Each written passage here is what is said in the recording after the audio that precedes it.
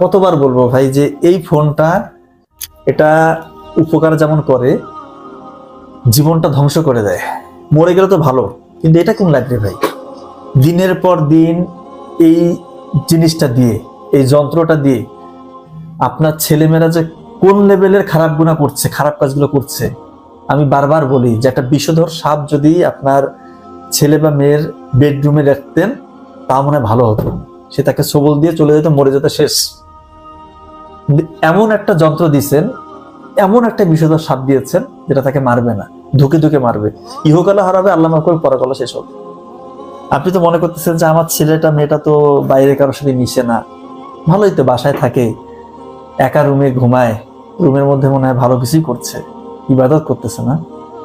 Mobile তো দিয়ে দিছেন, বিশ্বাস করেন, একটু যদি আপনারা যদি চেক করতে পারেন, অনেক গার্ডিয়ান তো জানেই না যে কিভাবে চেক করে, হিস্ট্রি কিভাবে চেক করার। ছেলেমেয়েরা এত চালাক, ওয়াচ হিস্ট্রি সব ডিলেট, কি দেখছে কোনো কিছুই পাবেন না। যার দেখবেন ওয়াচ হিস্ট্রি ডিলেট, ওর মধ্যে ঘাপলা, তার মানে ও খারাপ কিছু দেখছে। ভাই মানে কেমনে বুঝে এটা যে এমন ভয়াবহ একটা অবস্থা বাংলাদেশে, গোটা বিশ্বব্যাপী তো গেছে। আমার তো একটা মুসলিম দেশ, আমরা, আমাদের ডিরেক্টলি নিষেধ করা আছে, ইসলামের বিধানের মধ্যে আছে, এই মানে জেনার ধারে কাছে যাওয়া যাবে না। পর্নোগ্রাফি তো একটা জেনা, চোখের জেনা। এরপরে মাস্টারবেশন করতেছেন, একদম হারাম। চিন্তা করেন, ইমান এমন সব শেষ। আর তারা এমন সিস্টেম চালু করছে, এরা কি করবে? এরা মানে ইমান তো মজবুত হওয়ার জন্য আপনাকে মানে আল্লাহর যে বিধানগুলো, আল্লাহ যেটা বলেছে সেটা করতে হবে, যেটা বলে নাই স্ট্রিক্টলি যেটা নিষেধ করেছে সেটা তো করাই যাবে না। আর প্রতিনিয়ত আপনাদের ওই গুণাটা তারা এমন সিস্টেম চালু করছে, সেটা করতে হচ্ছে, প্রতিনিয়ত এটা করছে, প্রতি রাতে এই গুণাগুলো হচ্ছে। ছেলেরাও করছে, মেয়েরাও করছে, শেষ। কারা মাথা চড়া দিবে? তাদের সাথে যে যুদ্ধ করবেন, ইমাম মাহাদি আসবে, তার পিছনে যে যুদ্ধ করবেন, ওই মানে আপনার ওই ইমানি শক্তিটাই আসবে না, আগেই আপনাকে শেষ করে দিচ্ছে, গোড়া থেকে কেটে দিচ্ছে আপনাকে। আপনি কি যুদ্ধ করবেন? এমন সিস্টেম চালু করে দিচ্ছে, দেখেন, চিন্তা করেন। তারা যে একটু চিন্তা করবে, আল্লাহ সৃষ্টি নিয়ে চিন্তা করবে, কোরআনটা নিয়ে একটু রিসার্চ করবে, হাদিসগুলো পড়বে, নবীজির জীবনটা পড়বে, কিসের কি সারাদিন আছে এটা নিয়ে। মানে সত্যি হতাশ, সত্যি হতাশ। প্রবাসী ভাইরা বিদেশে আছে, তারাও বলতেছে স্যার পর্নোগ্রাফি ছাড়তে পারতেছি না স্যার, কান্নাকাটি করে, স্যার কি করবো স্যার? আমি বললাম আল্লাহকে ডাকে, আল্লাহকে বিশ্বাস করেন, তাহাজ্জুদের সালাত আদায় করেন, চোখের পানি ফেলে ডুকরে ডুকরে কাঁদেন আল্লাহর কাছে, আল্লাহ তুমি ছাড়া কেউ নেই। শয়তান, ইবলিস শয়তান আমাকে এমন ভাবে আঁকড়ে ধরছে, আল্লাহ আমি বের হইতে পারতেছি না। আল্লাহর কাছে বলেন, ইনশাআল্লাহ আল্লাহ তাআলা আপনাকে রক্ষা করবে। আল্লাহ ছাড়া কেউ নেই আপনাকে রক্ষা করার, কারণ আপনি তো ছোটবেলা থেকে এটাতে আসক্ত। আর এমন ভাবে আপনি অ্যাডিক্টেড হয়েছেন, আপনার ব্রেন থেকে ডোপামিন এমন ভাবে রিলিজ হওয়া শুরু হয়েছে, আপনার ওই লেভেলের ডোপামিন রিলিজ না হলে আপনার ভালো লাগে না। আর আপনার কোনো কিছুতেই ওই লেভেলের ডোপামিন রিলিজ হবেও না। আপনি এমন ভাবে এমন এমন জিনিস দেখে ফেলছেন, এখন আপনার ব্রেন চাই ওই জিনিসটা, ব্রেন চাই ওই খাবারটা। আল্লাহর কাছে আশ্রয় চান, আল্লাহর কাছে সাহায্য চান, চোখের পানি ফেলেন। ভাই আমাদের আসলে বিশ্বাসের মধ্যে ঘাটতি, আমরা বিশ্বাস করতে জানি না। আমরা আমাদের বিশ্বাসের মধ্যে এই জিনিসটা আছে যে মনে হচ্ছে যে এত গুনাহ করছি, আল্লাহকে আমার ক্ষমা করবে, বা আমি তো অনেকবার তওবা করছি, কই কাজ তো হচ্ছে না। এটা হচ্ছে শয়তান আপনার ভিতরে ঢুকাই দিচ্ছে। আমি বলতেছি ভাই, অন স্ক্রিন বলতেছি, ইনশাআল্লাহ আপনি যেই লেভেলের গুনাহগার হন, আল্লাহর ক্ষমতা থেকে অনেক অনেক গুণ বড়।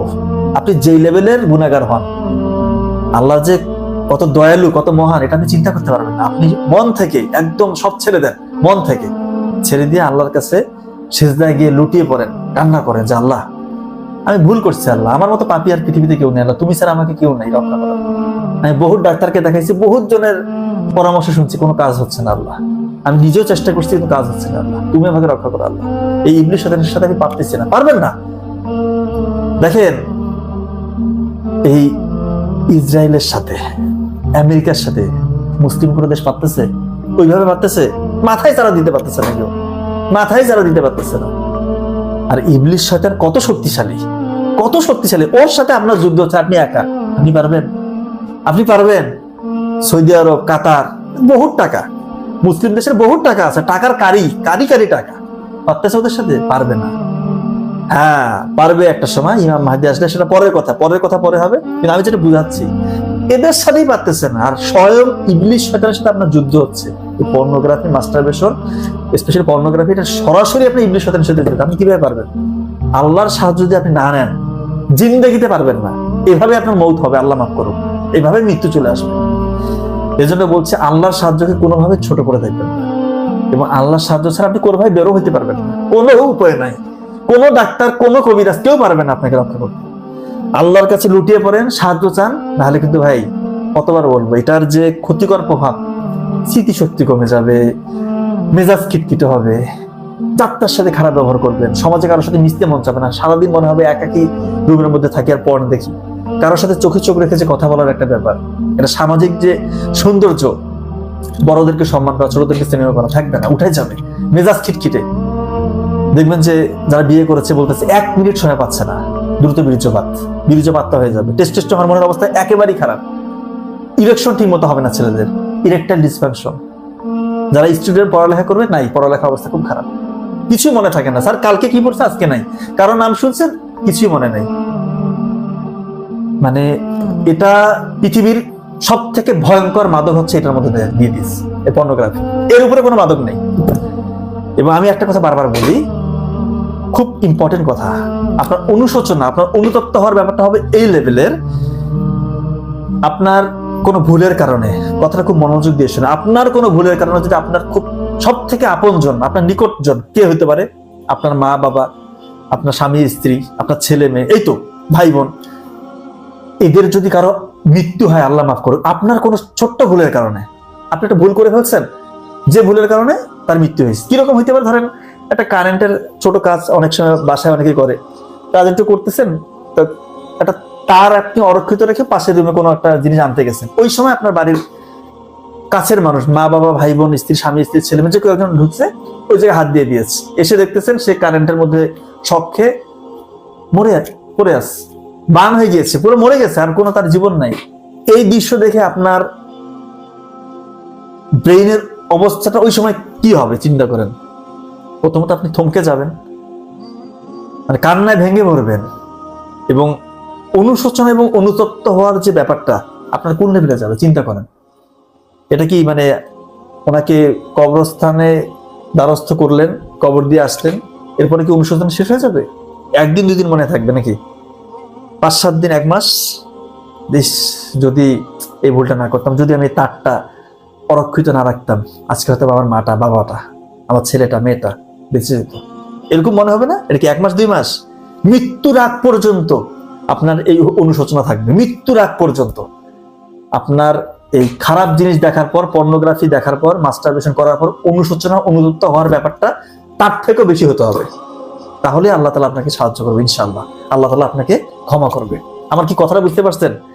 আর এখন ছেলে মেয়েদের অবস্থা এমন, মানে পর্ন দেখে মনেই করতেছে না যেটা একটা গুনাহ। আর অনেক তো সুশীল, এদেরকে মানে মনটা যে চায়, অনেক সুশীল বলে যে 18 বছরের পরে পর্ন দেখা যাবে, 18 বছরের নিচে যেন পর্ন না দেখে। এদেরকে অন স্ক্রিন বলতেছি না, মানে গাইলেতে মন চায়।